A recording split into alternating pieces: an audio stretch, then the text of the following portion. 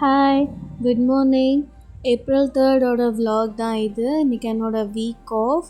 Morning எழுந்ததும் குட்டியாக ஒரு ஒர்க் அவுட் முடிச்சுட்டு ஆம்லா ஜூஸ் தான் போட்டிருந்தேன். சிம்பிள் இன்க்ரீடியன்ட், மூணு நெல்லிக்காய், அது கூட கொஞ்சம் மின்ட், அப்புறம் கொஞ்சம் ஜிஞ்சர், ஒரே ஒரு கல் உப்பு, அதுக்கப்புறம் 3 ஸ்பூன் ஆஃப் சுகர் வேணும்னா ஆட் பண்ணிக்கலாம், இல்லைன்னா நீங்கள் நேச்சுரல் சைட்னா சுகர் இல்லாமல் மிக்ஸ் பண்ணிக்கலாம்.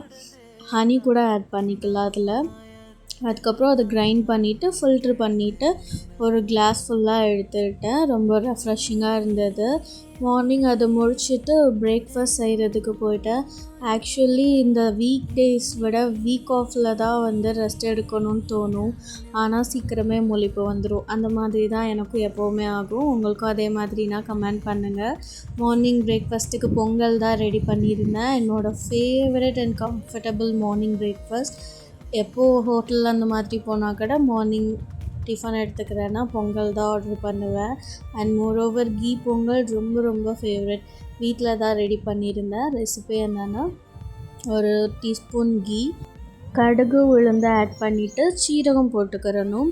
மிளகு ஃபுல் மிளகா போடாமல் நான் கொஞ்சம் தட்டி சேர்த்துக்கிட்டேன். ஏன்னா ஃபுல்லாக இருந்ததுன்னா சாப்பிட்றப்ப டிஸ்டர்பன்ஸாக இருக்கும், நான் அதை எடுத்து போட்டுருவேன். ஸோ லைட்டாக க்ரஷ் பண்ணிவிட்டு ஆட் பண்ணிவிட்டேன். அப்புறம் முந்திரி கொஞ்சம் போட்டுவிட்டேன், பச்சை மிளகா 2, கொஞ்சோன்னு கருவேப்பிலை, இஞ்சி குட்டி குட்டியாக கட் பண்ணது, இது எல்லாத்தையும் போட்டுட்டு கீலேயே நல்லா ரோஸ்ட் பண்ணிட்டேன். நீங்கள் ஆயில் கூட சேர்த்துக்கலாம். அதுக்கப்புறம் ஒரு கப் அரிசி எடுத்திருந்தேன். அப்புறம் 1/4 கிளாஸ்க்கு அதுக்கு பருப்பு எடுத்திருந்தேன். சின்ன பருப்பு தான் எடுத்திருந்தேன், பாசி பருப்புன்னு சொல்லுவாங்க. இது ரெண்டையும் நல்லா வாஷ் பண்ணி வச்சுருந்தேன்.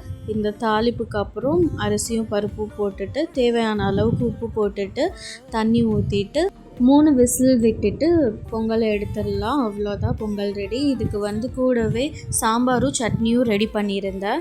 சாம்பாருக்கு ரொம்ப சிம்பிளாக முருங்கைக்காய் மட்டும் இருந்தது, துவரம் பருப்பு, அதுக்கப்புறம் முருங்கைக்காய், அது கூடவே மசால் பொடி, தக்காளி, ஒரே ஒரு பூண்டு இடித்து போட்டுக்கணும், மஞ்சள் பொடி, உப்பு போட்டு நல்லா அதை கொதிக்க விட்டுறணும். அதுக்கப்புறம் சட்னிக்கு பொரிக்கடலை சட்னி தான் ரெடி பண்ணியிருந்தேன். தேங்காய், பொரிக்கடலை, இஞ்சி, பூண்டு, பச்சை மிளகா போட்டுட்டு அதுக்கு தாளிப்பு கொடுத்துருந்தேன். சேம் பேன்லே சாம்பாருக்கும் தாளிப்பு கொடுத்துட்டேன்.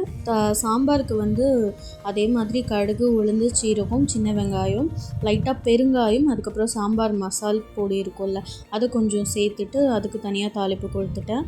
அவ்வளோதான், பிரேக்ஃபாஸ்ட் நல்லா கம்ஃபர்டபுளாக சாப்பிட்டாச்சு. அதுக்கப்புறம் ஸ்நாக்ஸ் தான் ரெடி பண்ணியிருந்தேன். ராகி சேமியாவில் ஒரு ஸ்நாக்ஸ் ரெடி பண்ணியிருந்தேன். ரொம்ப ஈஸி, சிம்பிள் தான். ஃபஸ்ட்டு அதை எடுத்துக்கிட்டு நார்மல் வாட்ரு ஊற்றி அதை கொஞ்சம் ஊற வச்சுக்கணும். பாயில் வாட்டர்லாம் தேவையில்ல, அது ரொம்ப குழஞ்சி போயிடும் பாயில் வாட்ரு ஊற்றினா. ஸோ நார்மல் வாட்ரு ஊற்றி அதை கொஞ்சம் சோக் பண்ணி வச்சுக்கோங்க. அதுக்கப்புறம் கோகோனட் இருக்கும், ஹாஃப் கோகோனட் மட்டும் எடுத்து கிரைண்ட் பண்ணி வச்சுருக்கேன். நம்ம அந்த ஊற வச்சுருந்த ராகி சேமியாவை பாயில் பண்ணி எடுத்துக்கலாம். ஒரு பேனில் நார்மலாக இட்லி வேக வைக்கிற மாதிரி போட்டுட்டு மேலே தேங்காய் கொஞ்சம் போட்டுட்டு காடமம் எடுத்துருந்தேன், நல்லா வாசனையாக இருக்கும். 2 இடிச்சிருந்தேன், 1 மட்டும் எடுத்து நம்ம பாயில் பண்ணுறப்பயே அது கூட போட்டுட்டு க்ளோஸ் பண்ணி வச்சிடலாம். ஒரு 5 மினிட்ஸ் போதும், அதுக்கப்புறம் நல்லா வெந்துடும். அதை எடுத்துகிட்டு இன்னொரு பவுலில் மாற்றிட்டு அது கூடவே தாளிப்பு கொடுத்துருந்தேன். இதுக்கு எப்படின்னா கீ, அதுக்கப்புறம் கேஷ்யூ நட், அது கூடவே அந்த மிச்சம் இருந்த காடமம், மிச்சம் இருந்த கோகோனட்டை நல்லா கீலே ரோஸ்ட் பண்ணிட்டேன்.